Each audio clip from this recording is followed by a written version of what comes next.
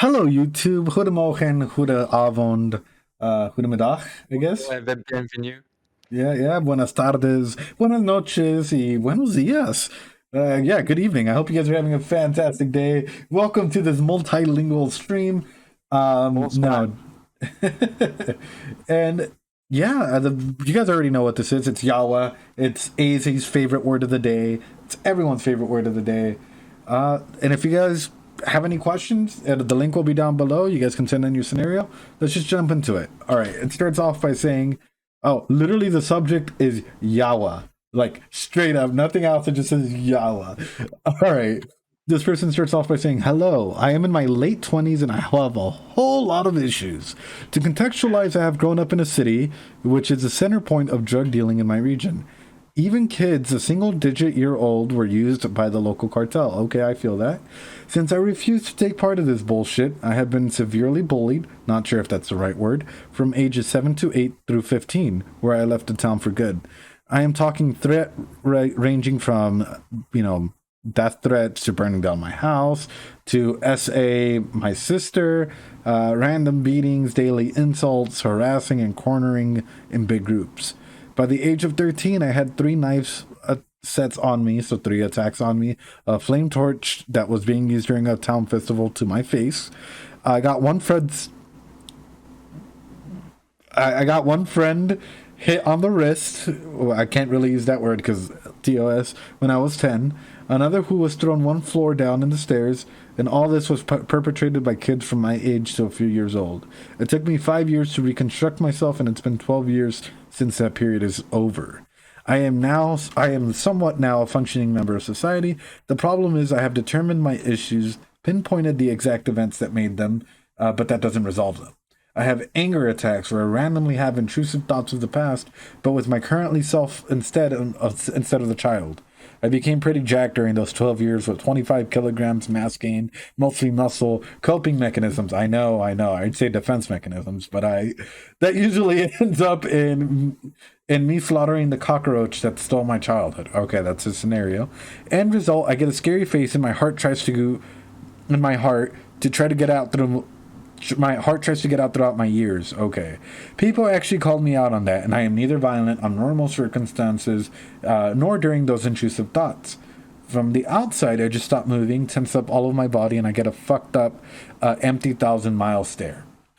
I have been getting a lot better. From 2018 to 2020, I had almost none of those attacks. But with COVID and especially the stupid restrictions that change every 2 weeks, the cumulative stress had me fall back in the frequency that went from once every few months to once to twice a week. I know this shit will haunt me to the rest of my life, and all I want is some advice to at least deal with that more efficiently. I've got a lot more issues, but I have them in check. Just this one has been slipping out of my control. P.S. I know I need to see a psychologist, but with minimum wage, it's just not currently possible, hence the mail. If the subject is too heavy, I would understand if you don't want to use it for your video. With regards. Mhm. So yeah, I mean that's definitely a sort of heavy subject to be carrying around. And uh, one thing I can definitely speak to is that a lot of people I think share a similar feeling of dealing with a certain problem and then having the pandemic feel like it reset a lot of your progress, Right. right? Because that like the intense isolation, the intense drastic forced shift in your daily routine and your ability to interact with people and see people, and you have to spend a lot of time with yourself, a lot of time in your head. um, there's a lot of social anxiety. Everyone is turned into this like dangerous thing in your life because you don't know who has the virus, who doesn't. Like this whole pandemic has, I can tell you definitely that a lot of people have felt like, I was making good progress on things and this knocked me back. So I just hope you don't feel like any regressions were a result of, not being in, right, like we talked about, being in that phase of maintenance. Right. We're talking about the stages of behavioral change. That last stage is maintenance, where you're kind of working to sustain whatever change you've been through. And that has knocked a lot of people back, definitely. So one thing I will say is relapsing in any setting is absolutely fucking normal. It happens, especially if you've gone through something traumatic or whatnot. I.e., I'll be honest with you guys, For sure, I've yeah. yeah, like a number of years ago I had a really, really bad breakup and some of you guys know about it. And it can take one little small trigger and it can like take me back to just the general feeling of what happened. And I have to be like, all right, where am I coming back out of? Like zoom in, zoom out type of scenario. But if it happens to professionals, it can happen. Like, think about it like that. If it happens to people that like we'd literally do this for a living, trying to like break this down, get people out of, and like we can get triggered and sent into a mode of like recovery and trying to get back into maintenance. What can it not do to other individuals that aren't prepared? So relapsing is completely normal. It happens. And one thing that caught my attention, and this might just be me shooting in the dark, is like because I grew up in a similar setting where, like, for example, being in a part of a border town, it can be a pretty dangerous situation. Not anymore, not recently, but when I was a kid, it was a rather dangerous situation, especially the area where I lived. And not having control of your environment, and this is where I wonder if there's a connection. When you were a child, it's not really like you could control your environment, and now with the COVID regulations, essentially not having control of that environment again, I wonder if maybe that was a tie as to maybe a triggering aspect of what happened to you to like for you to feel this way, and for everything to start Yeah, I coming mean, by like quicker.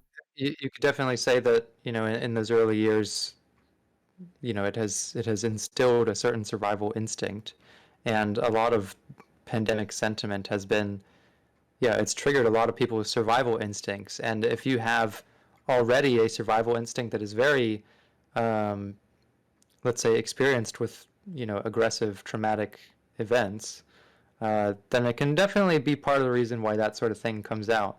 Now, I will highlight that there's a reason that last phase of behavioral change is called maintenance and not like resolution or, completion or whatever else or something like, Right, because the goal is not to get away or to finish like this behavioral change. It's maintenance. There's always room for it to go back and go forward. You know, like behavioral change, cognitive change, these are not, again, they're not very linear things. You don't go from one state to the next. They're always a kind of fluid exchange of stages. And so, all this means is that you've been knocked perhaps out of maintenance and but that it's still within your reach. right, Like Edgar said, relapsing, especially if you've been through something traumatic, is not only normal but it's pretty expected. It's never something that extinguish is the word I'm looking for when we talk about conditioning. When right. you extinguish a behavior, um, but that doesn't take place when we're talking about behavioral change in this context, right? We're not trying to ex, extinguish a conditioned response because you can't extinguish that feeling, right? Right. But you can learn to manage it, to maintain it, and I think that having a lot of awareness about it is a pretty strong asset in at least knowing that if I'm going to be in if I know what kinds of environments or social settings that kind of trigger me into this state where I start feeling angry or something, being aware of that and being able to, distance yourself from those situations or get out of that environment when you can, is a pretty good short-term goal as far as that goes. So one thing I wanted to go ahead and like just quickly touch on is like your intrusive thoughts that you mentioned. It's interesting that you're aware of them, and something that I would suggest as a way to maybe confront them yourself, and something that you may have for whenever you go and see a therapist, write down what those intrusive thoughts are. That way you have an ability to go ahead and like think things through and be like, all right, for example, I have this um it was that belief that I am a bad person, you know.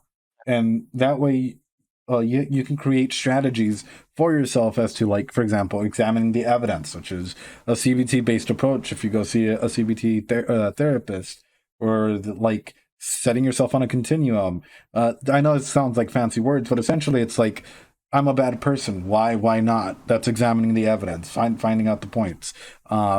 Putting it on a continuum on a scale of 1 to 10, how much of a bad person do I think I am? I'm a 3, I guess, and 3 being like pretty bad, 1 being the worst, right? All right, and you can go Yeah. on, so on and so forth.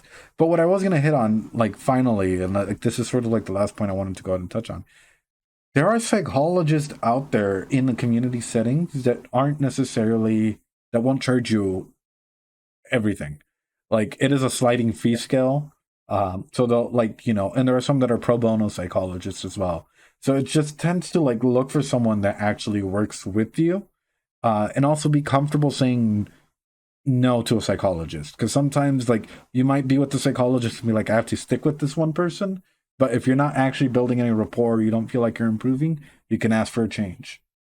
Yeah. Brady? So one other thing I wanted to say about this is I'm going to give you a quote that has changed my life and changed my practice of psychology entirely, and is kind of the foundation of all of the things I believe in as a psychologist. And it comes from Michael White, who was the founder of narrative psychology, narrative Mm-hmm. practice. And his main tenet of how we view ourselves in this process of trying to, become better people is the problem is not the problem, or the person is not the problem is the problem. So what does that mean? He says, the person is not the problem is the problem. What he's essentially saying here is that, like, we have to be able to externalize in some way the things we're going through. So when Edgar was talking about, maybe we have the thought that I'm a bad person, or even extends to things like I'm depressed or I'm a failure. Externalizing those things is just changing the way we view that situation to say, depression plays a strong role in my life versus I am depressed, or I am a failure versus, I have failed, Right. right?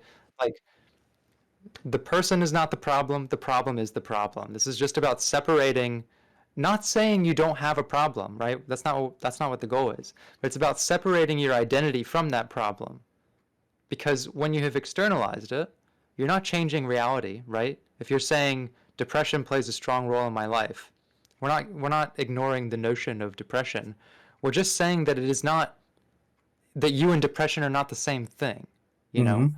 So if you're growing up with this background, and you're growing up with, like, ideas about, I'm an angry person, I'll never change. And this even goes back to the other question we answered, where it's like, I'm stuck with the person that I am. Right. Again, I'll say it again, like, the person is not the problem. You are not the problem. Your problems are the problem. You have them, but they are not you. They're an external force that acts on you. And when you can put even just that bit of mental distance on it, it means you can work on that problem separately.